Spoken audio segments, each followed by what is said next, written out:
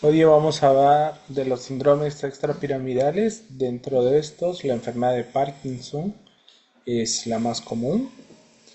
Esta es la primera causa de enfermedad degenerativa en neurología y en personas mayores de 60 años, 65 años. Y esta es una enfermedad descrita por un médico londinense en 1817 en una paciente que tenía parálisis agigante. Entonces, la enfermedad de Parkinson es un proceso degenerativo altamente incapacitante y ocasionada por la alteración de dopamina en el circuito nigroestriatal en la sustancia negra, y esta forma parte de los ganglios basales. Vamos a ver cómo la sustancia negra en el mesencéfalo conecta con los ganglios basales, y estas neuronas tienen la función de dar movimientos precisos, finos, controlados a través de la dopamina. La segunda enfermedad degenerativa después de Alzheimer afecta a la población mundial un 0,3% y mayores de 60 años. Aunque la enfermedad de Parkinson se clasifica como un trastorno del movimiento, es un síndrome extrapiramidal, también afecta la parte cognitiva y afecta la parte autonómica. Es por eso que los pacientes tienen hipotensión ortostática y terminan en demencia. Y hay síntomas motores y no motores. Entonces, la enfermedad puede ser asintomática hasta 5 años antes del inicio de los síntomas, es decir, debe haber una pérdida de las sustancias o de las neuronas que producen dopamina hasta 5 años antes en la sustancia negra y este circuito nigroestriatal, y posteriormente aparecen los síntomas no motores como trastornos de conducta, pérdida del olfato, depresión, 5 años antes, y en la fase sintomática ya los síntomas motores y posteriormente la demencia y la depresión. Es importante diferenciar de otros trastornos del movimiento que empiezan con demencia y terminan en Parkinson. Eso se llaman parkinsonismos atípicos, demencias de cuerpos de Lewy, degeneración córtico-basal. Son enfermedades que empiezan con demencia, no así una enfermedad de Parkinson clásica. Entonces vean acá como en este gráfico vemos acá el mesencéfalo, acá está la sustancia negra, y esta en la fase preclínica empieza a haber pérdida de dopamina.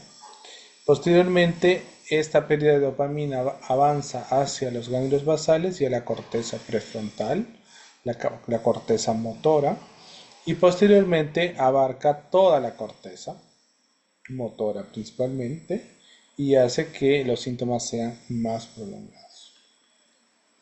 Entonces, los síntomas no motores son pérdida de olfacción, disfunción gastrointestinal, estreñimientos y diarreas, alteraciones del comportamiento, es decir, síndrome de piernas inquietas. Esto es bastante común.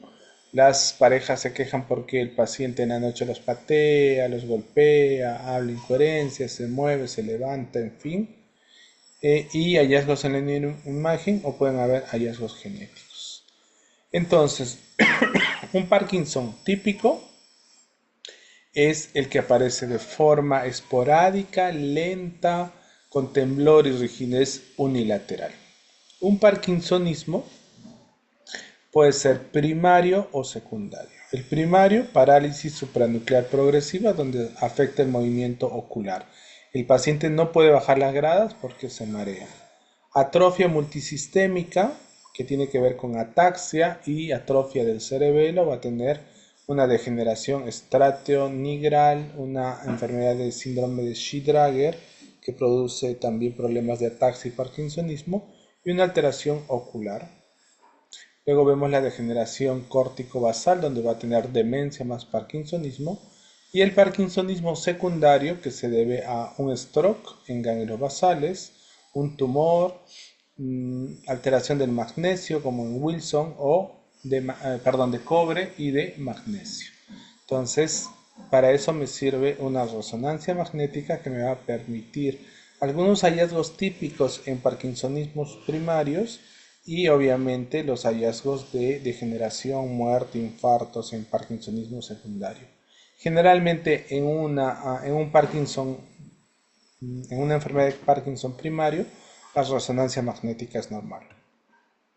También hay parkinsonismos y Parkinson en familias autosómico dominantes recesivas, donde cada vez la enfermedad tiene un fenómeno de anticipación, es decir, los hijos tienen una enfermedad más temprana. Ahora tenemos Parkinson en 25, 40 años, lo que nunca habíamos visto. Habíamos visto Parkinson después de los 65 años, pero ahora al estudiar la parte genética vemos que hay alteración del gen PARC1, donde va a haber un autosómico dominante de inicio temprano. Los pacientes más tempranos que tenemos son de 25 años. El PARC2, que produce autosómicos recesivos también antes de los 40 y fluctuaciones motoras. Y así hay 11 genes de Parkinson que pueden dar distintas manifestaciones, desde autosómicos recesivos o dominantes.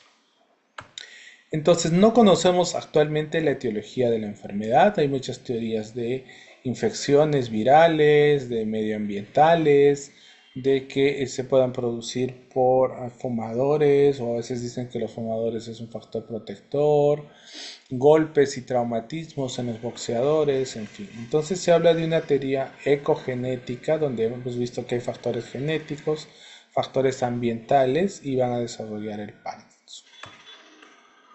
Entonces la edad no es exclusiva de los mayores de 60 años, ya vemos que hay desde los 25. El sexo generalmente es más en varones que en mujeres. En genética no hay ningún gen en gemelos, más incidencia en blancos. Se ha visto que hay más Parkinson si hay metales pesados como plomo, como hierro, y también en antioxidantes como exceso de radicales libres y déficit de vitamina E. Por eso es que se suple con esas vitaminas, pero nada concluyente. También TEC, estudios a favor y en contra. Esto es básicamente en los boxeadores. El tabaco también lo mismo. Algunos dicen que tiene un factor neuroprotector, aunque no creo que sea cierto porque son sustancias tóxicas que van a producir muerte, ¿no? Entonces, no hay. Entonces, actualmente es una hipótesis multifactorial. Entonces, les había dicho que dentro de la fisiopatología tenemos la muerte de las células dopaminérgicas en la sustancia negra.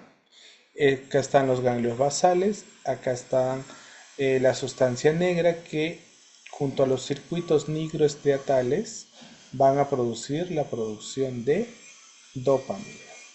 El cerebelo no está incluido, entonces son movimientos finos y precisos los que se alteran y el cerebelo no está incluido en enfermedad de Parkinson como tal. En cambio, en parkinsonismo sí, y los pacientes empiezan con ataxia. Entonces, hay una infractividad de las dos vías del sistema extrapiramidal, que es la vía directa e indirecta. Hay una actividad excesiva de las neuronas inhibitorias del globo pálido interno, por tanto se va a producir exceso de movimiento y esto finalmente va a ir hacia la corteza, del tálamo a la corteza. Esto es lo que pasa. Esta es la sustancia negra, da una vía positiva o excitatoria, la corteza de asociación, y al final producen inhibiendo al tálamo, que van a determinar que haya más movimiento fino y preciso, y esto se va a dar en un temblor en reposo. Esas son las áreas implicadas en el movimiento. Tenemos la corteza motora, el área 3, 2, 1, que es el área motora, 6, 4 también, y acá es donde se produce la alteración del movimiento. Entonces la corteza motora primaria vemos a nivel frontal en la unión con la parte parietal, y este es el área motora suplementaria. Entonces todas las vías nigroestriatales o dopaminérgicas van de los ganglios basales a la corteza motora suplementaria y del cerebelo al área premotora, pero no se afecta el cerebelo, se afecta solo la parte de las vías del ganglios basales hacia la corteza motora frontal. Para que se manifieste la enfermedad, se dice que se ha perdido el 60-80% de las neuronas y hasta un 90% de la dopamina. Es por eso que la sustancia que le vamos a reponer al paciente es levodopa, que es un precursor de dopamina. Entonces el paciente va a mejorar muchísimo porque le estamos dando la sustancia que le falta. Entonces, la sinapsis de estas neuronas que producen dopamina va a estar en el locus níger y las neuronas estriatales. A este nivel se va a producir una transmisión sináptica alterada y va a haber la pérdida dopaminérgica. Por tanto, se alteran los receptores D2 dopaminérgicos. Esto es muy importante entender porque dentro del tratamiento lo que primero que hacemos es dar agonistas al receptor D2 y luego damos medicamentos que aumenten la producción de dopamina. Entonces, ¿cuál es el cuadro clínico? Primero hay un pródromos y después hay signos motores y no motores. Los pródromos ya hemos visto que son irritabilidad, ansiedad, dificultad para dormir, voz monótona, un timbre apagado, la facies inexpresiva, apatía y luego los síntomas motores, que tenemos los tres clásicos: bradicinesia, temblor y rigidez. De estos el temblor es el síntoma más visible, pero no siempre los pacientes debutan con temblor. Pueden debutar solo con rigidez o torpeza o lentitud, con bradicinesia, ¿no? Dificultad para vestirse, para caminar, para comer, y en etapas tardías aparece el temblor. Entonces tenemos dos variantes: la variante cinética cuando hay temblor y la variante asinética cuando no hay temblor y solo hay rigidez y bradicinesia. Si bien en la mayoría de los pacientes tienen los tres signos cardinales presentes, pero al inicio puede ser difícil el diagnóstico. Y a medida que pasan los años, tardío, inestabilidad postural. El paciente pierde la capacidad de poder mantenerse de pie de forma continua. Yo le hago un movimiento de jalón de los hombros hacia atrás y el paciente puede caer como una tabla. Y los síntomas, trastornos motores derivados de esto va a ser hipomimia, su facies siempre va a ser inexpresiva, bloqueos motores para caminar, la marcha va a ser a pasos cortos, festinante, con la postura inclinada hacia adelante, micrografia al escribir, hipofonía, una voz que va a tenderse a apagar, alteración de la deglución, dolor muscular por distonía y hombros congelados o rigidez. Y los no motores tenemos disfunción gastrointestinal, estreñimientos o diarreas, alteraciones urinarias, disfunción sexual, alteración del sueño, trastornos cognitivos y neuropsiquiátricos como depresión, ansiedad, pánico. Es común. Entonces, además, la depresión es uno de los síntomas más frecuentes, ya que los pacientes se van a ver limitados en caminar, en desplazarse de un lugar a otro, en poder vestirse, comer solos. Entonces les va a venir un cuadro depresivo. Y esto empeora la enfermedad porque vamos a ver que la depresión también tiene neurotransmisores, noradrenalina, serotonina, que influyen en la dopamina. Entonces, todas las enfermedades degenerativas tienen depresión en su mayoría, y Parkinson hasta un 33% de los pacientes pueden tener depresión. Este es el circuito serotoninérgico que tiene que ver con la depresión. Miren cómo está el núcleo del rafe dorsal, que es a nivel protuberancial. Se conecta con las neuronas de la neocorteza, del hipocampo, la amígdala y del tálamo. Entonces, en este circuito se produce serotonina. Y la serotonina, que va a afectar o va a estar presente en tálamo, en hipotálamo, en ganglios basales, influye mucho en el ánimo, en el apetito, en el sueño, en la temperatura corporal. Entonces, esto se altera antes de los síntomas motores. Hasta 5 años antes de la enfermedad de Parkinson, los pacientes tienen depresión. Después tenemos otros circuitos: el circuito adrenérgico, noradrenérgico, que empieza también a nivel de locus cerúleos y da sus vías hacia el cerebelo, hacia la corteza motora y premotora y hacia el tálamo, hacia el cuerpo calloso y el tálamo. Entonces, esto está implicado en el ánimo, en el sueño y en el estado de alerta. Por eso que estos pacientes tienen alteraciones del sueño y también del ánimo. Entonces tenemos ya dos neurotransmisores en depresión: serotonina y los circuitos noradrenérgicos por la noradrenalina. Entonces vemos que se alteran tanto por los neurotransmisores noradrenalina, serotonina, el impulso, el apetito sexual, la agresión, va a dar ansiedad, irritabilidad, va a haber falta de energía, va a haber apatía, va a haber falta de motivación, y por la dopamina es las ganas de poder mejorar esto, no el impulso que me da tanto con la parte motora. Entonces yo debo dar tratamientos que potencien y mejoren la noradrenalina, serotonina y dopamina para tratar de forma integral. Como los pacientes tienen mucha depresión, se puede hacer una estimulación cerebral profunda. Se ha visto que la depresión está dada básicamente en la parte premotora izquierda, está asociada con la depresión, entonces se hacen estudios de estimulación magnética transcraneal en esa zona y el paciente se ha visto que mejora. Entonces, la estimulación magnética transcraneal repetitiva en pacientes con Parkinson a ese nivel y mejora a nivel del metabolismo cerebral los neurotransmisores. Son técnicas que se pueden usar. ¿Cuáles son los signos que se pueden encontrar en Parkinson? Pues en una resonancia normalmente es normal. Ok, normalmente la resonancia no tiene ninguna alteración significativa. En cambio, en un parkinsonismo sí hay atrofia del mesencéfalo, que es esta de acá, que tiene la forma de un pico de colibrí, es por eso que se llama signo de colibrí. Y este signo de colibrí está presente en, por ejemplo, la parálisis supranuclear progresiva o en la atrofia multisistémica, donde el paciente, además de tener temblor, rigidez, rigidez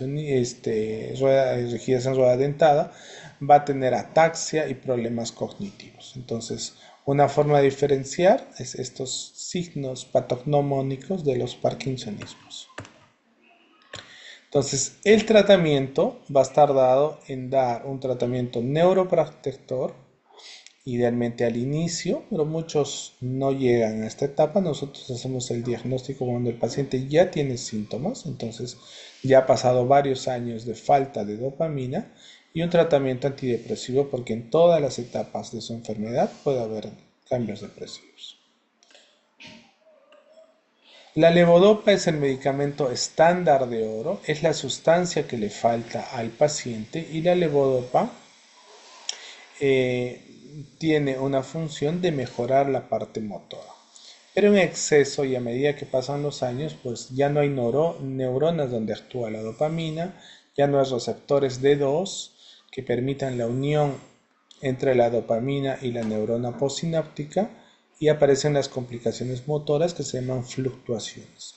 Entonces, la levodopa, así como es muy buena en los primeros años de la enfermedad, eso se llama etapa de luna de miel, donde el paciente recibe la dopamina o la levodopa y mejora completamente los síntomas. Puede parecer que no tiene ninguna enfermedad. Mejora la marcha, mejora el ánimo, mejora la rigidez, el temblor. Si toma de forma adecuada, la levodopa solo dura 4 horas en el cuerpo y hay que tomarlas en ese horario.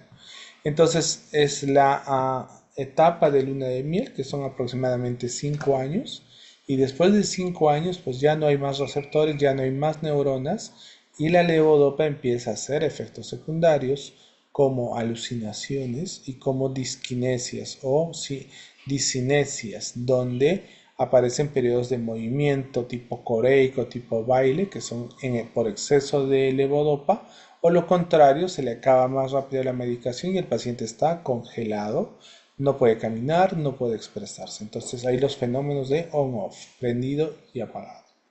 Otro tratamiento que podríamos usar es los agonistas dopaminérgicos de 2, como selegilina, pramipexol, cabergolina, apomorfina, etc. Son medicamentos que van a potenciar la unión a su receptor D2. Desde el 2019 se usan estos medicamentos con muy buena eficacia, con muy buena seguridad. Entonces lo que hace es que la dopamina esté más tiempo unida a su receptor D2. Entonces veamos acá cómo entra el medicamento como tirosina, se convierte en dopa, dopa en dopamina, y después se metaboliza noradrenalina por la metiltransferasa, por la dopamina hidroxilasa y por la dopa descarboxilasa. Porque es importante conocer estas enzimas que degradan la dopa en dopamina o en noradrenalina porque los medicamentos vienen asociados. Levodopa, carbidopa, levodopa, benseracida, levodopa, entacapone. Son sustancias inhibidores de la MAO que bloquean estas enzimas, principalmente la enzima dopamina hidroxilasa, que evita que la dopamina que le damos se degrade en noradrenalina. Entonces, la mayoría de los medicamentos tienen dopamina hidroxilasa, un bloqueante de dopamina hidroxilasa. Vemos acá cómo la levodopa que le doy por vía oral debe inicialmente degradarse a dopamina para poder atravesar la barrera hematoencefálica. Y esto se debe a la dopa descarboxilasa. Y esto es debido a la catecol o metiltransferasa. Esto es, por ejemplo, entacapone, polcapone, levodopa, carbidopa. Una vez que ingresa hacia el cerebro por la barrera hematoencefálica, pues se va a degradar nuevamente en DOPA y en noradrenalina a través de la monoamino oxidasa. Estas son las fluctuaciones que les digo. El paciente toma medicación, está muy bien y desciende la levodopa, se degrada. Entonces normalmente este es un ciclo de la levodopa. Esto dura 4 horas.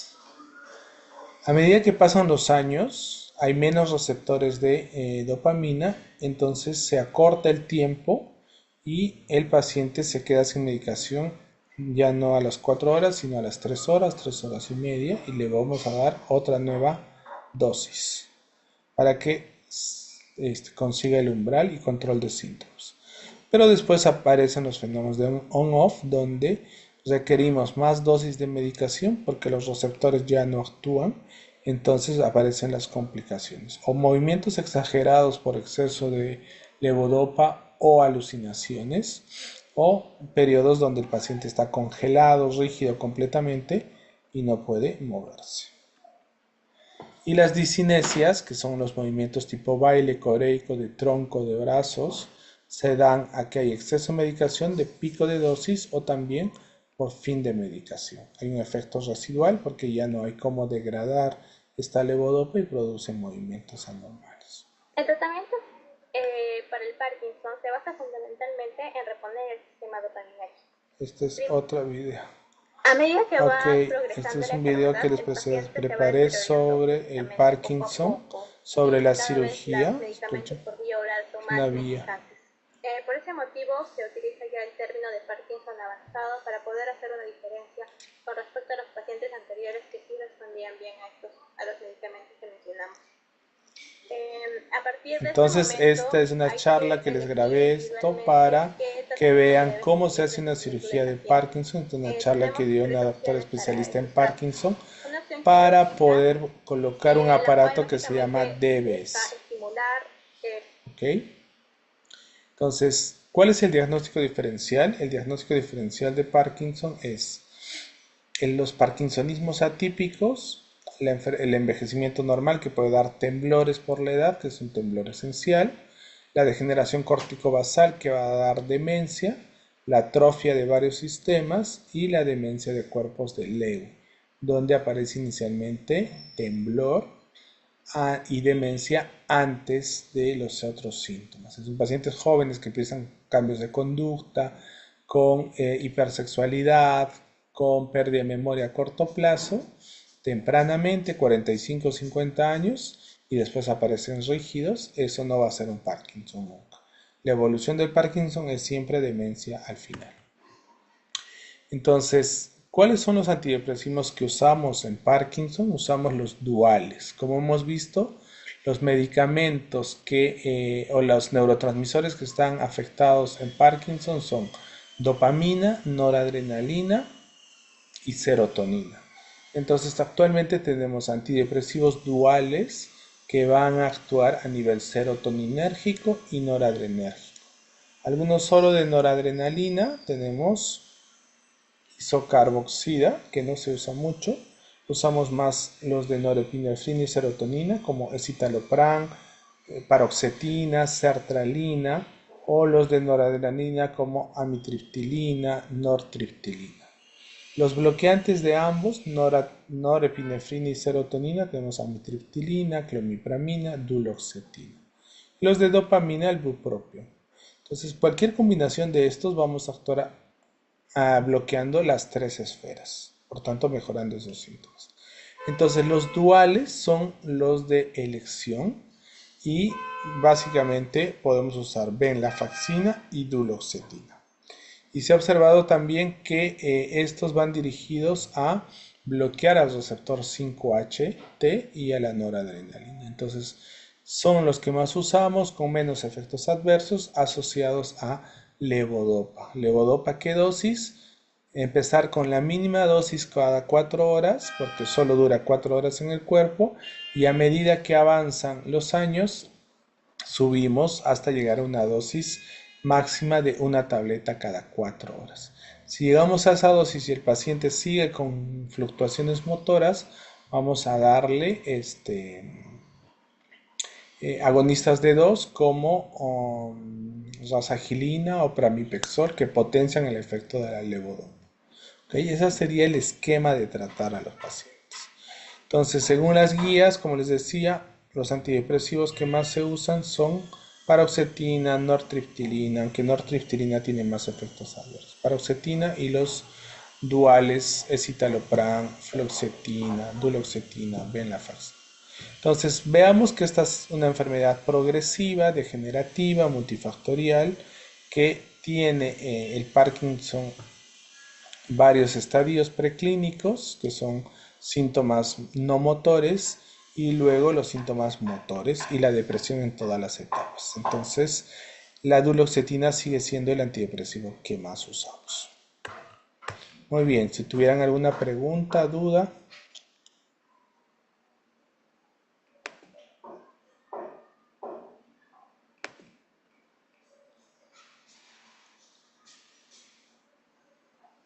Creo que todos han visto en la clase práctica algún paciente con Parkinson y han visto los signos clásicos de esto, ¿no? Doctor, una consulta. Sí, Entonces, según usted, ¿el tratamiento de elección para la enfermedad de Parkinson es la levodopa o es la duloxetina? No me quedó muy claro no, esa no, idea. no, no, no, a ver.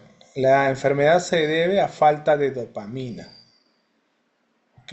Entonces, el tratamiento de elección es levodopa, que es un precursor de la dopamina, pero asociados a antidepresivos, como duloxetina o venlafaxina, que son antidepresivos duales. Pero el tratamiento de elección es levodopa. Listo, doctor, gracias.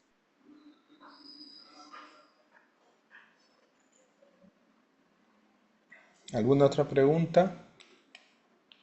Sí, doctor, una pregunta. Usted mencionó el tiempo en el que duraba la levodopa y el cual se hacía más corto con el tiempo, ¿no? ¿Puede llegar un punto en el que el paciente ya no, digamos, los tiempos se hagan tan cortos que ya no, o sea, que no me sea viable? Sí, la medicación dura 4 horas nada más en el cuerpo, es por eso que la dosis que damos es, empezamos por un cuarto de tableta de levodopa cada 4 horas, luego media cada 4, luego 3 cuartos, hasta la dosis máxima que sería uno cada 4.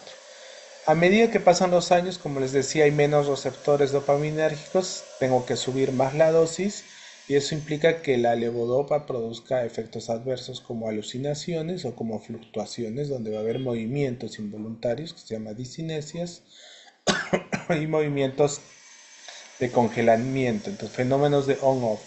On prendido está con mucho movimiento involuntario y off apagado está rígido que no puede caminarse ni mover.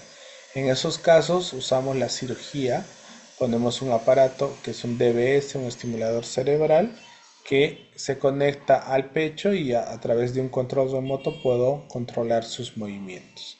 Entonces, cada vez se usa más la cirugía, el estimulador cerebral profundo, el DBS. El problema es el costo, es una cirugía que cuesta como $100,000 y no todos acceden obviamente al tratamiento.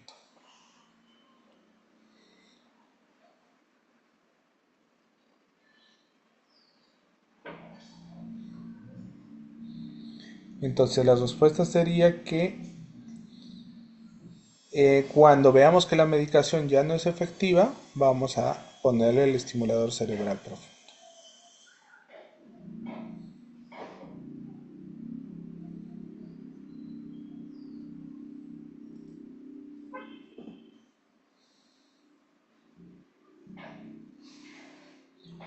Muy bien, si no hay más preguntas, hemos acabado por hoy. Muchas gracias, doctor. Buenas Ya, hasta tardes. luego.